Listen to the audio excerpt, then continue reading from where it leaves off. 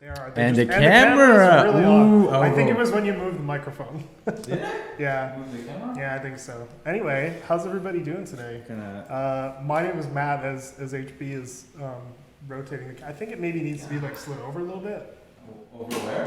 Like slid this way, like the whole TV. Move it that way. No, don't rotate it. Like move the whole base. There you go. That's better. It's a little angled, but I'll accept it for now. How's everybody doing? My name is Matt. That's HB lurking around, and Mark is at the far end of the table. And this is welcome to Foxhole's bi-weekly web stream, our broadcast. Today we're going to talk about some development stuff. I think we've got some cool little things. We got some community highlights, some stuff that HB especially wants to share. And yeah, I'm going to let you take it away, Mark. How's this week been going? My voice is almost gone because of all the meetings that we've been having, planning the future of Foxhole. There's some insane stuff. I've been careful not to hype things up too much because I personally fall victim to hype. Don't worry, they're not being hyped. People are dreading already. People are dreading what that means, all the changes. But, in the coming few months, I think we're going to see some pretty exciting stuff. I think some of it, are features that you guys have been hopeful that we would work on. And I think the other half of it, I'm sort of feeling like maybe you're not really going to be seeing it come, right? Like it's going to be things that you didn't think we'd be working on. Yeah. And it's all the reason why my voice is almost gone is because I've been in this meeting room for the last couple of days, just having long meetings, figuring out really hard problems. And it's felt really nice because it's been a while since we sort of have this strong sense of collaboration in terms of having to talk to each other a lot. We're sort of in this heavy planning phase, and it's been great. I said it a million times, but man, I'm just so excited. It's crazy, but you know what I'm talking about, HB. Yeah. Like the kind of stuff we have planned. I can't. I wish I can just blur it all right now, but I'm not going to. You seen how excited I was when you start talking to me about some of the stuff that we're doing, and I was like, oh yeah. By excited, you mean very stressed out. I mean, it's gonna be tough. It's gonna be a lot of work, but that's fun. Yeah, you see, I think we did make some mistakes last year with some of the updates, and I won't get into which ones right now, but I've been talking to people on Reddit, been talking to people just in general, and I think that in the coming months we sort of want to fix some of the things that we maybe missed the mark on last year, and I'm just really excited. The other thing is I did mention yesterday, this was my mistake, I preemptively mentioned when I announced the stream that we were going to announce a feature that's going to change the game. And then I was afterwards, I found out, I got some new information. I found out that those changes weren't going to be going into update 25, and they're going to be pushed back to the further future. But to be fair, I do want to talk about those changes. Okay. Just for a few moments, because I didn't want you guys to feel like I tricked everyone into watching our stream only to not say anything. But basically, the change that we were looking into putting in that almost made it, but was two things. One is reducing or removing the amount of teleportation in the game, right? So basically making it so that once you get into the world, you're not allowed to just fly back to the home region, fly back to a whole other region, and make it so that you're basically stuck where you are, right? And basically, to sum it up, getting rid of any kind of fast travel, or rather reducing the amount of fast travel, was one thing that we wanted to do. And then the other big thing we wanted to do was remove the infinite spawns from the home bases and make them require soldier supplies so those two, we spent a good amount of work on it over the last week, just figuring out how to do it.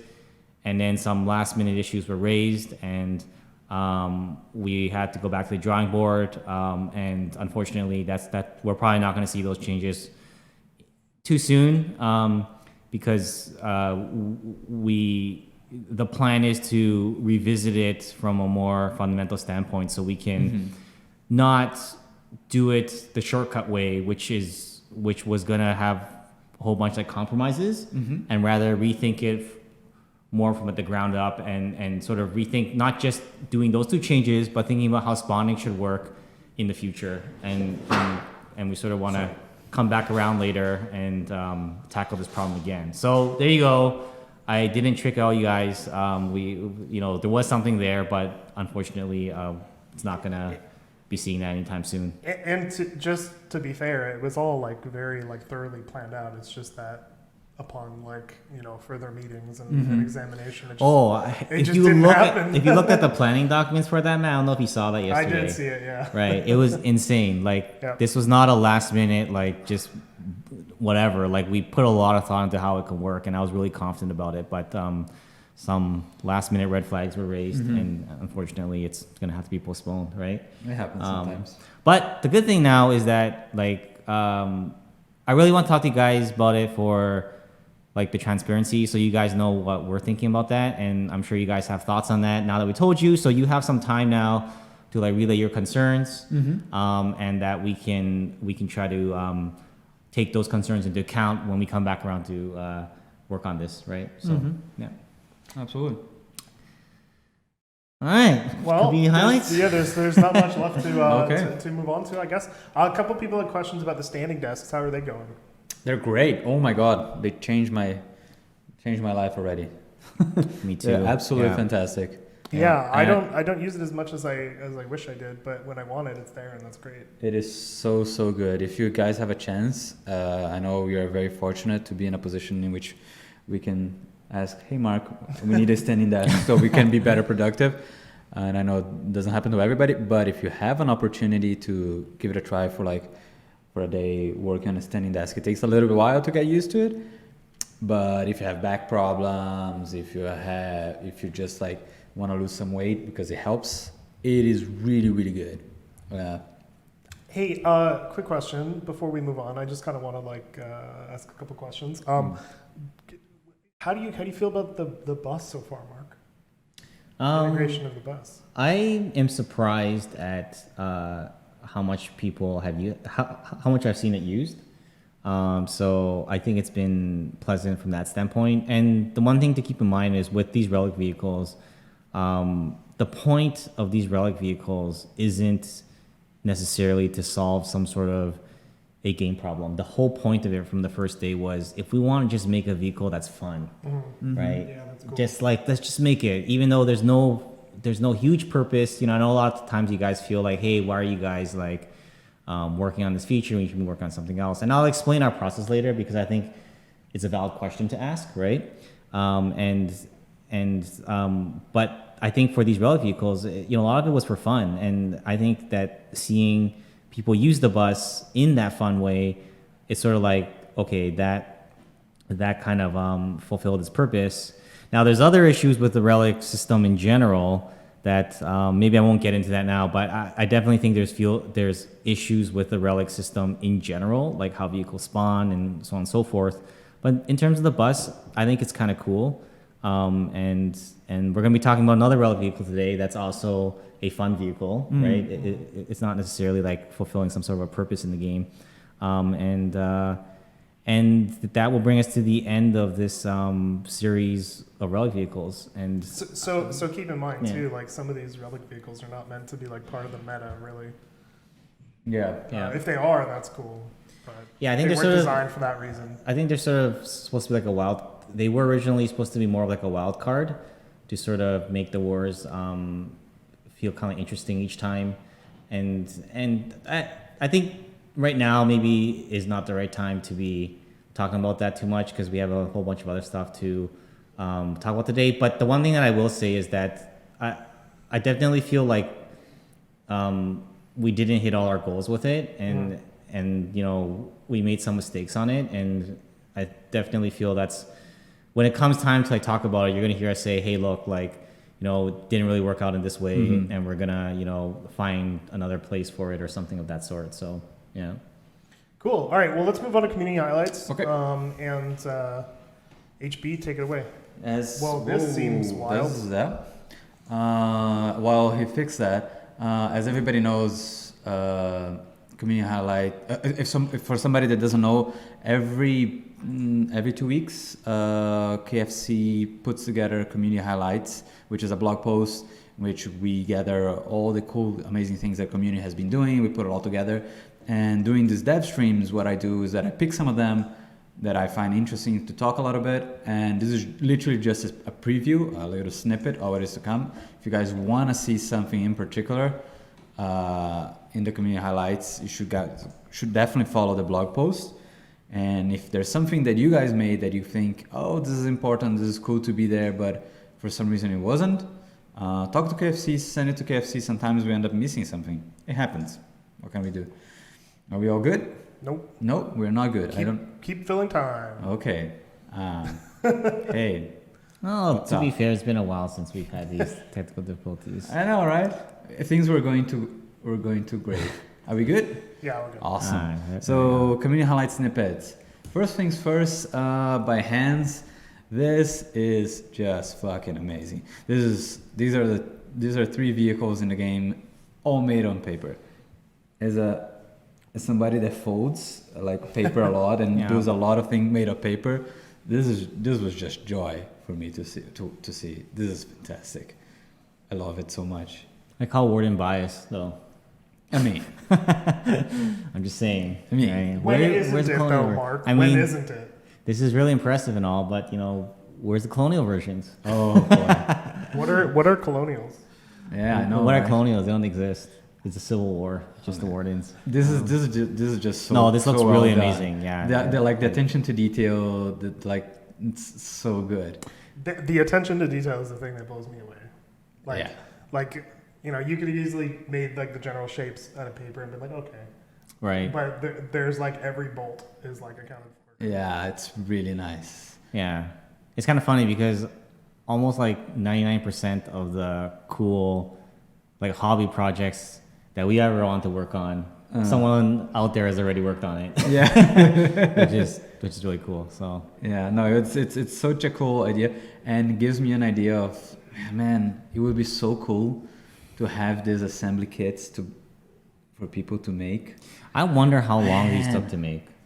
I If you had to guess, right? If I were to guess, like if I was going to do something like this, it would definitely take, like, considering that I have a job that I have to continue to go to, I would think it would take me about 2 weeks to do something like this for each one of them. Right. Because there's a lot of experimentation needed and building the structure and everything. I mean, you've done some pretty complex stuff in the past, right? I've done a lot of paper stuff. Right. It's like paper is like my medium of choice for almost everything that I do. And before, like nowadays, I'm very, very focused on origami. I've been doing since I was 5. But when I was a little bit younger, when I was on my 20s, and when I was a little kid as well, I did a lot of paper crafting like this as well. And it was really cool. Most of the time, of the things that I did, they had like it was like something that was already created by other people. Every once in a while, I would do something on my own, but very rarely. So this is really impressive to me because it's not easy for you to come with your own stuff. Building your own. But so I think it would take at least 2 weeks to do like something like this, like from completely scratch from the very beginning. Interesting. Just coming up with the concept, and you get faster as you do more and more as well because you get used to it. And it's just really, really well done. So what I was thinking is that one thing that would be really goddamn cool for us to put on our store is make a little kit, like a paper craft kit, so people can buy. Like they just like they buy the downloads. Right. Like the plans that they print it on their own home, and then they can make their own kits in paper. That would be so fucking cool. I think, and I would love to do that, and I would love to work with Hans if he's interested. That would be so cool. I don't know, man. I really enjoy seeing these, and I think other people would enjoy doing then as well. Yeah, no, I think so. I think you also have like with this one in particular, a very intimate knowledge of like what is involved in making it too. So I think it's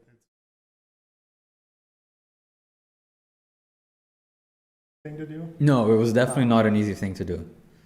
I don't know how much experience he has already with papercraft. It shows to me that he has definitely some experience. There's not even a question.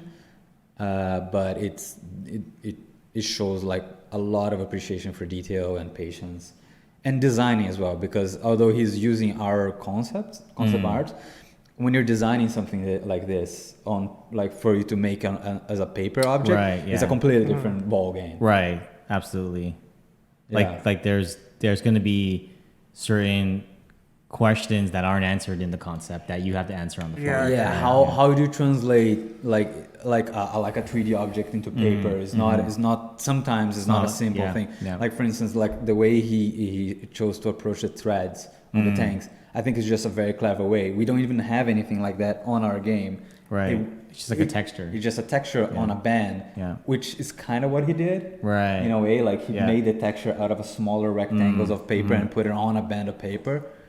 And I think these are the kind of questions that are definitely not obvious. Right, yeah. It's just fucking great. I really, really enjoy it. On the same token, the next stuff is also something that is very cleverly done, which is these by Psyre John. Yeah, this is really... I was so excited when I saw this. I'm like, man, I just want to play this game. Foxhole DRTS is what I gathered from this. This is like the Company of Heroes UI, right? I'm not sure actually. Yeah, Is it? I'm pretty sure it's Company of Heroes. Yeah. What I find really cool about this is just how well it like it just looks like it's a game. Like Yeah. I wouldn't question this at all. Like the UI Yeah, is like perfectly fine. if you just saw this screenshot, you'll be like, "Oh, it's a new game that was released." And like I love how like the mini map is there too. Like that's just Like hour maps, yeah. yeah, exactly. I find it funny that it as a game, if it was an RTS, you think, man, the AI on this thing. Why is everybody walking around instead of being like in small platoons, right? Right. Yeah, AI must be amazing. Or just really terrible. Or really terrible. Just walking Yeah. around in circles. It's like if we had like infinite amount of resources, it'd be really cool to like bring Foxhole Universe to some other type of game. Like we've seen in the past, sort of like the pixel art stuff, and we'd be like, hey, it'd be cool if this is like an adventure game. Yeah. And then you see this, you're like, oh, it would be cool if it was like an RTS game, right? And it's like it makes you kind of really curious. I think the only one that I'm really not like that interested in at least right now, right, is like a first person shooter type of game, because I felt like in all these other formats they better capture the spirit of the game, right? Yeah, I guess it's kind of like the idea of it's like seeing from the third person.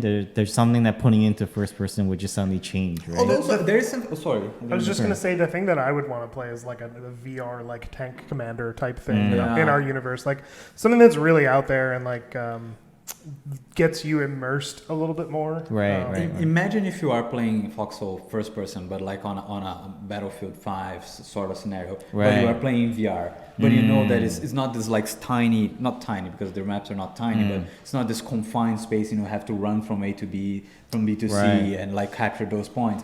But you have like these sprawling like 9 maps that you get to like slowly conquer on the periods of like literally days, but you're playing VR. Yeah. That could be like really No, fucking cool. I think that would definitely be cool. There's just something about the camera angle perspective that we have that It's very conducive for that. it would be a different game, It but would be a different game. I don't deny that game would be really cool. Imagine a game like that, like in first person with the bullet spread that we have. I don't think it would work very well. No. I would like to see Stardew Valley, but it's called Sun's Hollow. The salt You're just farms. like you're just like working the salt farms. Yeah. Like, it's like wake up in the morning, work in the farms, and then do some lodge. it's like Stardew Valley, except there's a chance that your guy can just get be like Murdered. blown away or something at some point. Like it's like That's amazing. That would be great. I Yeah. want to see a mod for that. I'll play the shit out of that. Anyway, and the last thing that I wanted to come up with is that to let everybody know, like the thing that everybody really is important in Foxhole, is that the waifu wars of Foxhole continue to go strong. The waifu wars are not gonna stop anytime soon. And the best part is that the characters are like settling down now on their own like specific lore.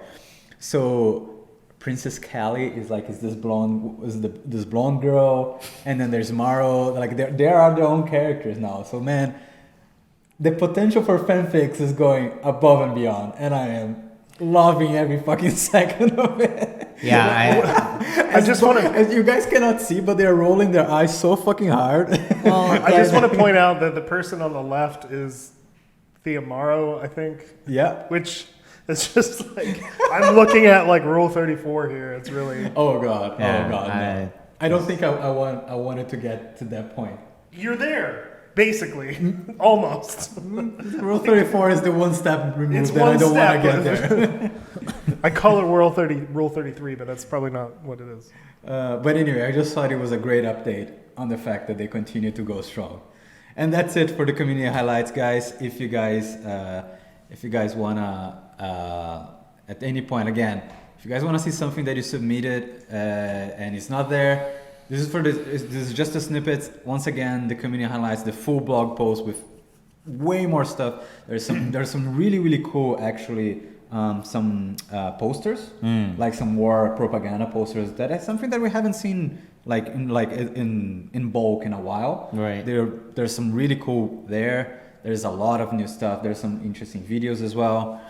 There's a lot of and there's some tank concepts and other kinds of drawings there.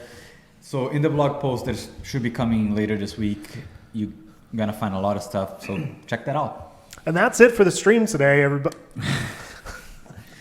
All right, let's move on. Let's move on. Yeah, we're the development update. So just want to start by taking a look at the roadmap and talking a little bit about where we are now, and also I want to also explain our pipeline a bit. Because sometimes I get these questions on like, why are you guys working on this feature instead of on this other more important feature? And we've gone to the scale now where our features need to be planned out a bit more, and there is like a pipeline, and the pipeline is designed in such a way that it allows us to work on larger features.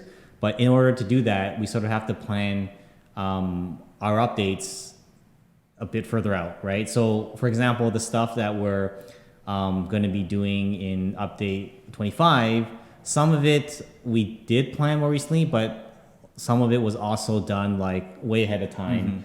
And that's why sometimes when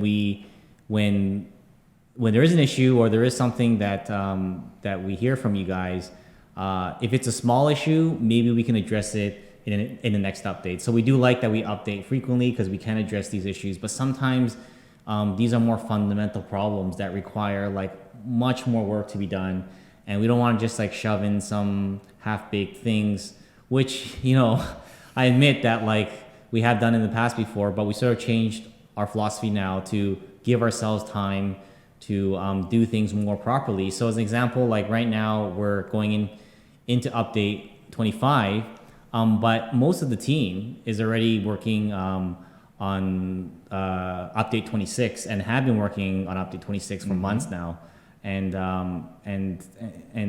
that's sort of like, I just want you guys to know how our pipeline works. And another big thing is like, not everyone, different people on the team work on different things, and not everyone is able to work on all problems, right? So like, for example, there's a problem that really requires a lot of work on the programming side. Maybe the art team is free, but they can't fix that problem. We have to plan some other work for them, but sometimes it's like the other way around, right? So it's really important to sort of understand that, so that when you guys look at when you guys are wondering, you know, why are we, you know, releasing a new Relic vehicle instead of improving like base building as an example, right? Well, because base building is not something we can just do in one update. Like that's going to require a lot of work, and we have to sort of plan things out properly. It's not because we're not doing this Relic vehicle in update 25 because we're like, hey, you know what? The Relic vehicle is way more important than the base building update. That's why we're doing that, right? I mean, just so. And for the record, like some of the stuff, you know, has been sort of worked on in the past. Yes. And has been done by different departments at different times. So it's not linear. And I think we try to get we try to get this across with game development in general when people are like, well, you know, even with other games and like with other commentary, it's just like, well, things just don't happen linearly like that. So when you're wondering why like games are putting out skins when there's more fundamental problems, it's because, well, they probably have a team that makes skins that aren't going to be able to fix fundamental problems, but they sure can make skins. Right. So, but I mean, these are very valid questions to ask, though. Like, to be clear on it, and there are mistakes that are made. Like sometimes you do work on the wrong thing. So this is definitely not to say that like, you know, we never work on the wrong thing at the, you know, spend time on the wrong thing. It's more to say that a lot of times this is why, right? And then sometimes it is, you know, maybe we should have worked on something else, right? So, but getting back to the point, we are going into update 25. I want to walk through some of the stuff that is coming in update 25. And then, and then we'll take things from there, I guess, right? So, new login experience. So this is kind of cool. This is something that there's a couple of reasons why we decided to do this right now. It's so the whole main menu login flow that we have in the game has been is incredibly old. First of all, like it was made basically for the old, more like session-based game, and we never came back around to redesign it. And it had all kinds of awkward issues, like why are we letting people? Why do you have to pick your faction every time when you're locked into one, right? But this was a technical limitation on our back end, and one of the things that we're doing right now is that we're going back to refactor a bunch of the back end so that we can fix these issues. And also not only fix these, but add in a lot more cool features in the future. And I guess one way to sort of like sum up what this new flow feels like, it's a lot more what you would expect from like MMO versus like a session-based game. And so basically when you come to the game, you know, if you join the war for the first time, you'll be asked to choose a faction, and once you choose your faction, that's it. Anytime you log back into the game and it's the same war, you're not gonna have to select your faction anymore. You just go to the lobby screen, which is a new screen, and we have plans for this screen in the future. But for now, it does a few things. One, it unifies the profile, which we haven't touched in a while, but it is something that we want to build on. Hopefully like sometime this year, and it's also going to show a bunch of stats as well to sort of give you, the goal here was to give players a context of the war before they jump in, right? So like right now it's really jarring. You just kind of like select your faction and you get thrown into this home region. You don't know what the hell is happening. But the point of this screen is, especially if you're new to the game, right, is before you jump in, you kind of know, okay, this is the context. This war has been going on for this long. This is like how many casualties there are, and like, you know, and like so on and so forth. And the one cool thing that we do want to add in the future, but it's not quite ready yet, is in that top right corner. We want to give you some sort of a way, and we're still figuring out how to do this, some sort of a way to review what happened in the war since you were last gone, right? Or since you were last here. So like the ultimate version of this is you log out of the war, you come back the next day, you present it with this screen, and that window in the top right corner that currently shows your faction logo, we actually want to show the world map and the state of the war, but have it play back the war from the last 24 hours, so that you know, you can sort of be like, this is what happened while I was gone over the last day.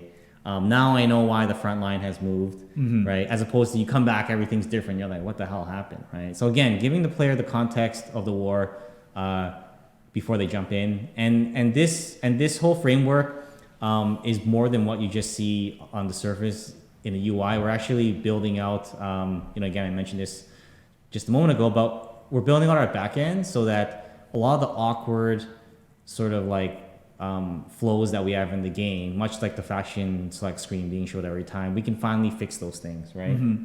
So hopefully this isn't sort of like an immediate problem type of feature. It's more like laying the groundwork, right? So that we can do a lot more things in the future. So that's sort of Nice. sort of that screen. Timeline of the war. That's It's a future feature. yeah, future feature. Future feature. Next thing, so this is an interesting asset because you guys all recognize, most of you guys probably recognize this. A lot of what we're doing in the resistance phase right now is we're using assets. And I know that you guys are probably looking at it like, why are you reusing assets? Well, it's because a lot of these features are still very like experimental, and the art team is heavily working on larger things for future updates, but we want to test the waters. Like we said last time, resistance phase is still sort of like an experiment, and we're trying to figure out how to make it better. So in the meantime, we're sort of taking this approach of like, let's try to get these features in as soon as we can, see how they work out, and then we can change them if they're not working, right? So supply cache is an underground storage bunker used to preserve items for future conflicts, right? So you can look at it as a little bit of a replacement of the supply drops that we had in the past, but it's much more user-driven this time. It's part of the persistent war. It's part of the game. It's not this separate, weird, so like meta thing, right? And just to spell it out right now, it's not the tunnel. The return of tunnels, no. Yeah. Sorry, I knew that was going to trigger a bunch of responses, right? It's okay. I just wanted to be really clear about it. This is a totally different thing. Right. So I'm sure you guys have a lot of questions. I'm going to try to answer them because you probably are thinking about all the ways you can exploit this right now. I'm sure that's what's going through the text chat stream. But we did think this through, and so there's a couple of things. One is that point of this is to test the waters with structures that will persist between wars, right? So this is sort of the first let's get our feet wet, see what that looks like, see what's going to break. See And you might break a lot of things, but... Exactly. See what people hate. So that's one of the goals here. And basically, this is a structure that allows you to store crates, right? That can persist next war. So the key word there is crates. Because off the bat, that takes a whole bunch of stuff off the table. No tech parts, no upgrade parts. And we purposely made it that way. And on top of that, there is a blacklist of certain items for now, right? Because we're being super conservative to start, just to play it safe, make sure nothing breaks too badly. Certain item crates you're going to be able to put in. One of the things that you can't put in, I can say off the bat, is like the sledgehammer, because it's this awkward corner case of like, you don't need a whole lot of sledgehammers to make them work well, right? Like if you just, if you store 15 of them in there, you're kind of set for like the first like few days, right? And that kind of like eliminates the whole point of the sledgehammer being in a tech tree. These slots are not stackable, so it's 15 crates.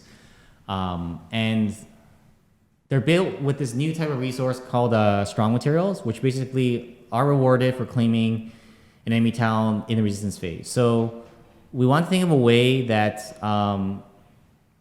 at the end of the war, to sort of, regardless of the state of the world, right, that you start at like a zero-sum point, right, and that if you own more towns, that's not necessarily gonna give you more capability to do this thing, right? You want to say, okay, you're in this state now where if the resistance is able to claim a town, great, they get these materials. If nothing happens, right, then nothing changes, nobody gets this. And everything's fair. If you take a town, if you're resistance and you take a town from the victor, their responsibility is to try to take it back if they want the strong materials as well, right? So this is an experiment. We're going to try this out. We're going to see how it works. And then if it works out, then we can look to integrate more of these type of mechanics in the future. But we'll see what happens, right? I think the key word there that you used was experiment. Yes. So if it doesn't work, and it totally breaks the game or just is useless or something, like don't panic. Yeah. Like we'll change it or get rid of it or something. There's certain features. We're at this point in development that there's certain features that are more like experiments, and there's certain other ones that are less experimental that are more like these are solid things that are probably here to stay, right? This is definitely on like the experimental side. So we'll see how that goes. Oops. Might as well go all the way there since we're there. The staff car is the next Relic vehicle. And this one, I kind of wish that this was born spontaneously. Actually, when we were coming up with Relic vehicles, the art team just decided to make this vehicle on their own, and they kind of told me after, like, hey, you know what, Mark? Like, can we squeeze in the staff car? We always wanted to do this staff car, and I was like, well, I don't know. Like, I don't know about this. This is like So nobody asked for it. I didn't even ask for this one. Not even you. I walked into our team and I was like, nobody asked for this. But we're like, this is really cool. We want to do it. This is really cool from like the thematic standpoint. And we're like, you know what? Yeah. You guys like it? Let's just do it. Let's try this out. The whole point of the Relic system is for us to put in these fun vehicles, right? Mm-hmm. So just to walk sort of through some of its specs, I'm going to go all the way in and I'm going to come back because I never know when this stops. But so it's sort of an offshoot of the utility vehicle, and it's basically has the boost capability of a motorcycle, right? So this is probably like one of the best ways you can get your items around the map as fast as possible. Mm-hmm. I think it is sort of like this single most fastest transport of items that you can get in the game, like when you consider the volume of items and sort of like how far you can transport it. And, it's going to be, I think this is going to be like an interesting, fun vehicle, much like the bus. And we're going to see, how it works out, right? I think a part of this too is for us to test out these ideas to sort of see like, hey, if this is useful in some ways, maybe it can be more than a Relic vehicle in the future. Mm-hmm. Maybe there can be a normal staff car. That's another purpose of like Relic vehicle system, to sort of like test the waters on like something that could become like a real vehicle. But this is something that we're gonna have to see, right? So, mm-hmm. And I think that is kind of it. Here's another screenshot of it, and yeah, I love this car. Yeah, I believe this was based off of the destroyed vehicles that we had in the game, but we kind of had to make the actual full vehicle out of it. So it looks similar to those trucks. Yeah, you know what's interesting? There's a lot of vehicles in the game where they started off as scrap, right? And then slowly they started off as a real Relic. Like the tank was the first one. There was tanks in the game. We didn't have tanks. Eventually, that turned into a real tank, and then we had like the and then we had this vehicle, staff car, was just in the world as something, mm-hmm. and eventually turned to real something. So, as a hint, if you guys haven't gotten a hint yet, if there's ever things in the world that you see that are kind of broken down and sort of like, hey, this looks like a wrecked thing, it's just part of the environment, they wanted to put in a set dressing. Well, you know what? There is a pattern here, right? Not to like, I think the rocket site was the same. Yeah. It was in the world as like a Relic. I don't want to spell it out for everyone, but like, just to help you guys along with it, if you see things in the world, wink, wink, nudge, nudge, right? A lot of people thought when we put the rocket site, like the destroyed rocket sites in the world, that we were not going to do rockets anymore. Yeah. Because we had put them in the world. But one thing, I'm gonna move over to this other camera. So one thing worth just mentioning with some of this stuff, because I just see a lot of stuff in chat, like there are really big things in the pipe right now, which is why we're releasing in these updates. They're smaller updates because there will be bigger updates. If you look at the roadmap that Mark was showing, there are big updates, like specifically like notched each season, and that's because they're going to be very big. So all I can say is like look forward to that. But some of the other ones are going to be a little bit smaller. There's going to be little changes. So don't worry. Lots of stuff's happening. And we just think some of this stuff was cool. And like Mark said, the art team just worked on this. It wasn't even like a planned thing. It was just like, here's a car. Yeah. Absolutely. All right, so let's talk about the art contest real Yeah, quick. last thing that we wanted to mention before we go into the Q&A, I believe, is the fan art contest. For those that still don't know, this is a contest that is open for anybody that wants to try. There are some prizes. You can see the list of prizes on the website that is written there on the screen. And the deadline is approaching. Is at the end of this month. I believe it's the 28th, if I'm not mistaken. I could be mistaken, but I think it's the 28th is the deadline. And there's prizes for first, second, third place, and I think some other smaller prizes as well. But the cool thing about the first place, if you win first place, is that you get to work with us on a piece of content that will go into the game. It's something that we will decide together what is fitting, what gets everybody excited to work on together. But it will be something that you would work with us. It could be simply a piece of lore. It could be like a house or a vehicle. I don't know. It Could be the history of a vehicle. could be history. Could be a lot of things, and a statue. I don't know. It will depend on who wins and what they want to do and what we can see we can put in the game with what they want. It's I think it's a really cool thing. It already happened last year.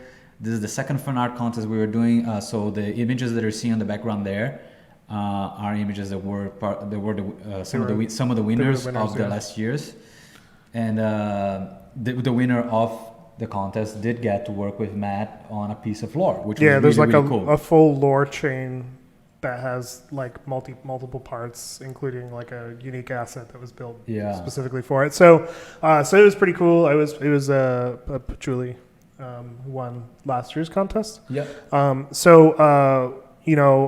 thing to point out is if you check the website, you can work in any medium. You can write a story.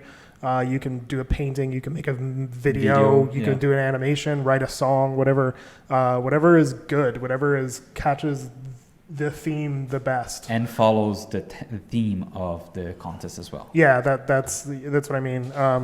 It will sort of stand out.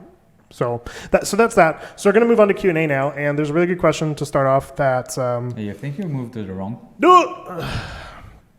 Went to the wrong thing. I can't read this name, but what do you think, or what do you want to do about the grinding aspect of Logi, Mark? Do you have any thoughts about how Logi is currently handling? I have a lot of thoughts.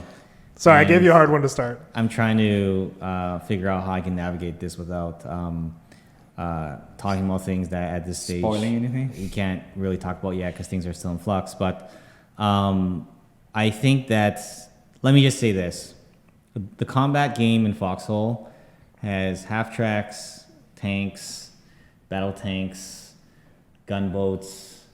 I'm gonna sit here and name every single thing: rifles, carbines, everything, right?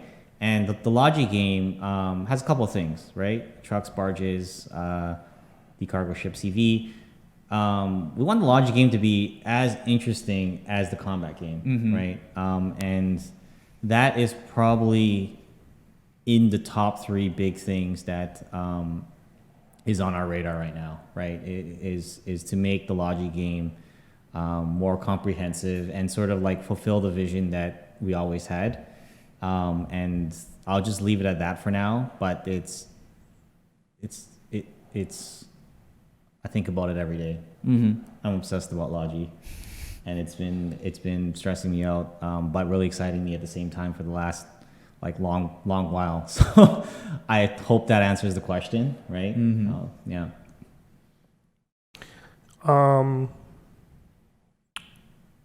CC Andre asks, what is your opinion on the fight clubs? They're awesome. So sort of not worrying about any issues, like any moderation issues or anything like that. I think as long as it's not disrupting anyone else's game, right? Then it's the old Foxhole tradition, right? Well, it's a sandbox game. It's a sandbox game, and again, I think moderation issues aside, because that if that's a problem, then I'm worried about it, right? Yeah, but like with everything in the yeah. world, like your Yeah. rights end when another person's begin, right? So you cannot destroy somebody else's enjoyment of the game just because you have something to run. Right. But as long as everybody that it is participating and that it is being Yeah. influenced by it is fine with it, then we don't have much. Right. of a Yeah. problem. Yeah. But I think exactly. I think like that aside, I think we like them. I mean, we always I talk like about it. them, and It's funny. we talked about. I remember having this conversation where we talked about like adding like fight arenas in the home regions, but then we thought about it and we're like, you know what? It'll be lame if it wasn't like it's cool because the players created it. Yeah. Right? If we made it an official thing, it would just be like, who wants to do the official thing? Like, Of course. you don't want to, like, the whole reason why it exists is sort of this like we want to play the game a different way, right? We even consider like every once in a while it shows up the idea is like, well, what if we just change the combat a little bit, just like so you have like a better punch animation and like some slight variations, and then we're like, but maybe that part of the charm. Yeah, like the goofy. Yeah. You know what'd be kind of cool is if there was like an arena like in Stranglethorn Vale and WoW.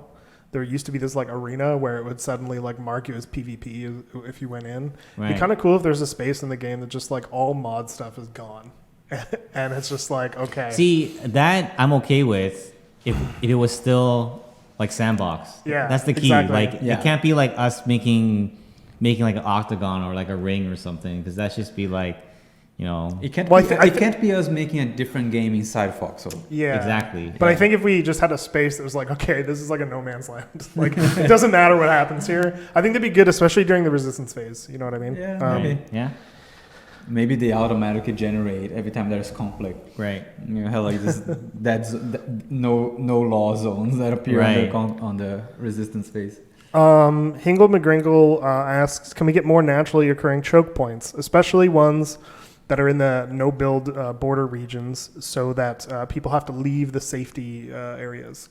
And I just wanted to ask that question because that's definitely something that we've been struggling against for a really long time. There definitely are borders, but we can't totally block them all. Like it's this like balance, but there's some really big changes on the pipeline when it comes to like choke points and stuff in the future. So I think specifically with regards to that, I think you'll be pretty happy. Is all I'm gonna say. I just wanted to address it because I know it's a big concern. It's definitely something that's like a top priority on the level design team. This is something we talk about very frequently, especially whenever we're doing any planning. So yeah. Let's just ask a random question.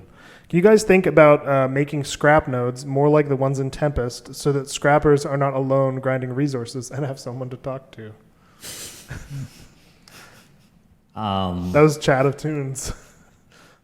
just I think that's a good feedback actually, and we are revisiting some things like nodes. So maybe we'll throw that into the mix as something. I can't say whether or not that we're gonna make changes according to that, but maybe that's another suggestion. That's an to interesting the mix. aspect though to consider that I don't think we talk too much like how solitary that work is. Well, like one of the things that we want to, I'll say this, one of the big complaints or pieces of feedback rather, and it's been like really constructive actually, so thanks guys for all the constructive feedback on Logi, right? But I think like one of the biggest things that was discussed was the fact that people feel like Logi was a lot more social before, right?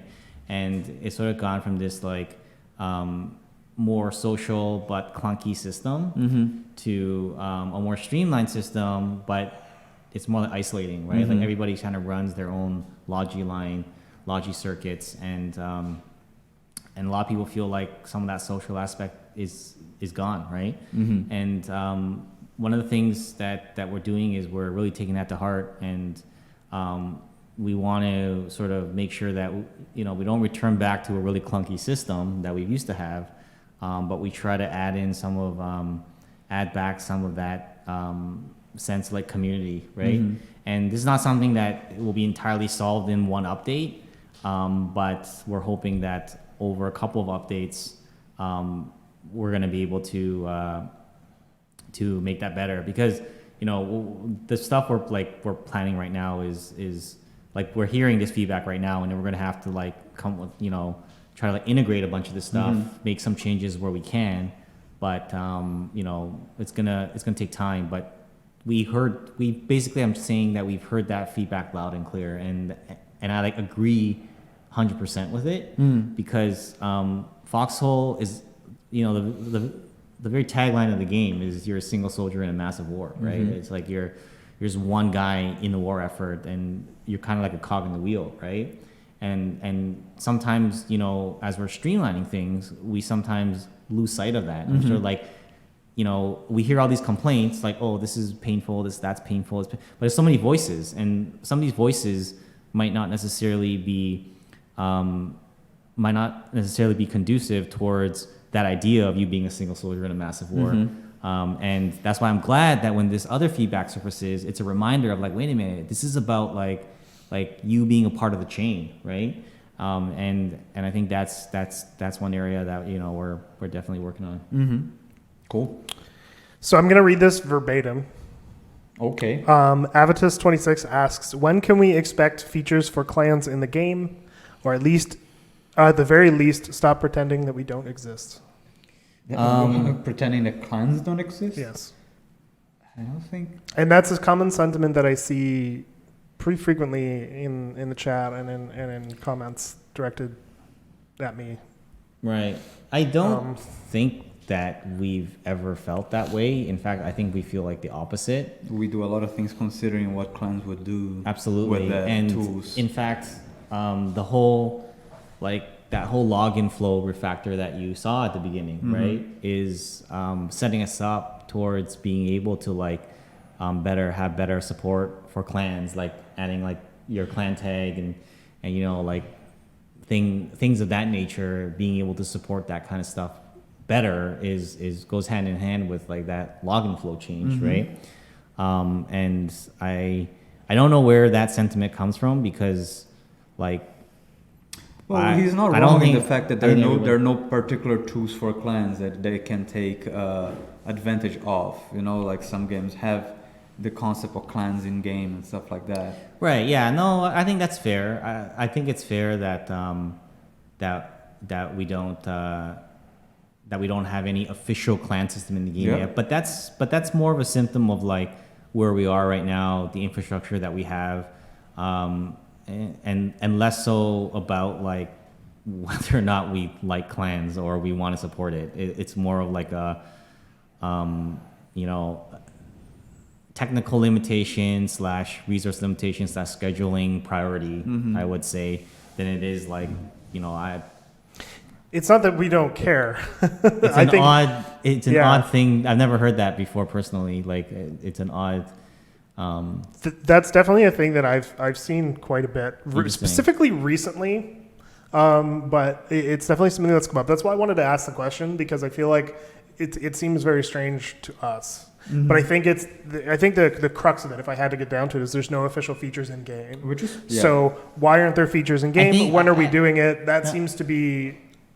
Actually, I think I think I know. Actually, now I thought about it, I think I know maybe what that question is rooted in.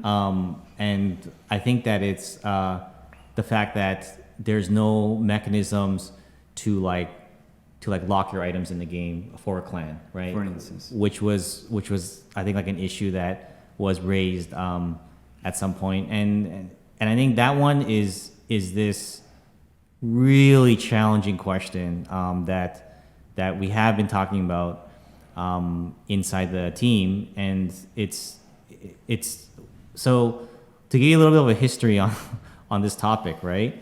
A long time ago, before the beginning of time, right? Before probably a lot of you guys were here, we added a feature in the game where you can lock your items.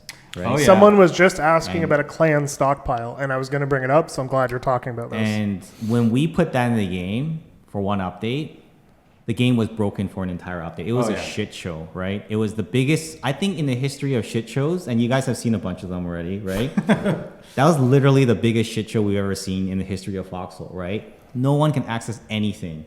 every town, every storage box you went to, everything you walked up to was locked, Yeah. right? And it was completely terrible for the game. And we realized that was completely the opposite of what we're trying to do. The game is about, again, being a single soldier in a massive war. You contribute to the war effort. You're not contributing to yourself, right? Yeah. And we've seen some really bad things come out of that. Like we've seen players build their own clan, like little forts and shooting friendlies that try to like approach their forts. And again, this is the kind of stuff that like, it's like you add one thing to the game, you think it's a very innocent change. It changes the mentality, right? Yeah. Change the mentality of like, no, this is like it's Rust now, right? It's our own little fort.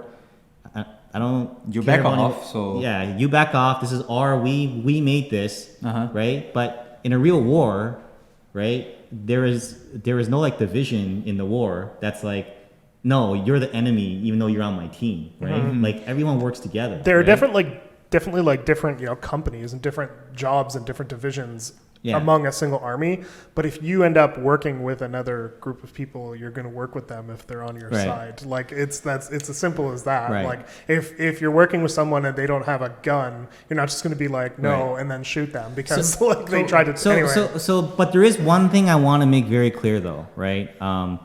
There's one thing I do want to make very clear. We understand, right? We understand that in order to plan something like a clan operation, right? It takes a lot of time. It takes a lot of time. It takes a lot of preparation, and you need some capability to prepare, like in advance, without being- the disruption of someone else coming and screwing up your Yeah, shit, yeah. right? So that's something that like we're with you on that one, right? Yeah. Like we understand that need, right? But it's like, how do you reconcile that with this other major problem that we just talked about that literally can ruin the entire game and Yeah. literally ruin what we've been trying to build for so long, right? So the thing that's happening right now is that we're having conversations, right? We're talking to clans, right? And we're trying to figure out where on this line this is gonna eventually land, right? But we understand that part, like we're not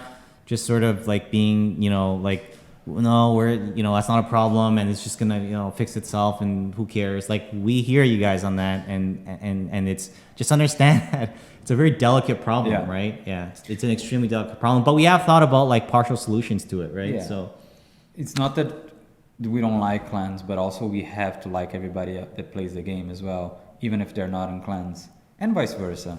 So the compromise between that is complicated. It's very complicated. right. Yeah, it's really there seems to be quite a bit of this seems to be a hot button topic. I didn't Wow. realize that it was. What a- Yeah, and like, and to be honest, I knew it was, which is Yeah. why I really, for the sake of transparency, I didn't want to. I kind of like, as I was talking about the clan stuff, I kind of realized that's probably what the question would strike me at, and I'd rather talk about it. I'd rather talk Yeah. about it. So. There's also this thing that has come up a couple of times that I just want to address, and then we'll ask one more question. Is like a lot of people are saying like, "Yo, you guys should play your own game." Why do you think we don't? Yeah. Like I don't get that. Uh, That we have people. First of all, like even the people who aren't playing like every single day, there are people who are playing every single day. So we know what's going on. Like if for some reason, like you think we don't play the game, we probably play it more than you guys do, honestly. Yeah. In Not, terms- not more than everybody, but not No, everybody. and but- not everyone, but there are people on the team that I would argue are probably in the top 5% of most hours logged in the Yeah, game. for sure. Yeah. I just that seems that's another like weird misconception that I find very strange. Like when you're making a game, you play the game. It's just Yeah. kind of the way it is. I lost the question. Oh no, here it is. Kloos asks, people having authority over other players isn't the design philosophy of Foxhole. But what about the reverse? Being able to declare yourself as under the command of another player. That is really Kloos always comes up with these really clever ideas, and Shout and out to that always like make me think. So thanks for another cool yeah. suggestion. I do think that there is something there in terms of, I've heard about these like hierarchy suggestions. And I do think that there is something that can work there eventually in terms along the lines of, as you say, like a volunteer type of system, right? Rather than like an enforcement. And I hope that, you know, this is one area that I think we took a look at in terms of communication tools or whatever you want to call it, like last summer with player operations. I think that a bunch of stuff there still needs to be worked on. But I think when we come back to revisit that, I do think that is the kind of stuff that we want to think about, right? It's a cool idea. I don't know what to say. Well, imagine It's a really cool idea. imagine if ranks were, instead of being given by the game itself, they were given by other players in the way that instead of you saying, "Oh, you're a captain now," you can just say, "Whoever this person is, person A is, I will play under your command As this person. I will play under your command," and then naturally their rank, as more players decide to play under that command, the rank of player A starts getting higher and higher, and people realize that, oh, that rank is because he has a lot of players that decided to play under his command, and that automatically builds like a chain.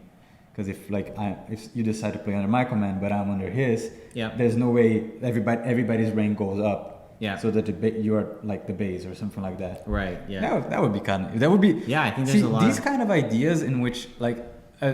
It does tie a lot with the clan thing that we were discussing before. Like it or not, our game is very different in the way that the 99% of other games, not in that it is more of a social experience. We know that some things are harder to do in our game because of the limitations that we as developers, we set up in the concept of the game, in which we want to make a game in which players play together in a organic way, they decide to play together to make this. That's right. This push or win the war. Right. So ideas like this, in which it's all player driven, I think they're fantastic. Yeah, there's ways you can, like, you know, we found that sometimes like you think out of the box and then you come up with a solution where it works for everyone, right? Like it works for the guy planning like an operation, and it works for the other people too, right? Kind of like the stockpile system, right? Clans eventually, let's say, assume that clans could be like a squad that it's more permanent, you know, like it's doable as well. Yeah. We already have officers. I don't know. It's anyway.